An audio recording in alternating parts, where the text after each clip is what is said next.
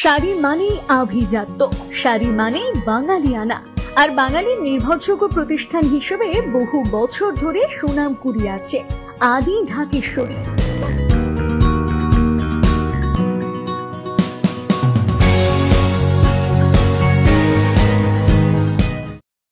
পিতৃপক্ষের অবসান ও দেবীপক্ষের শুরুতে আজ মহালয়ার দিনে তর্পণের ভিড় বহরমপুরের গঙ্গার বিভিন্ন ঘাটে ঘাটে।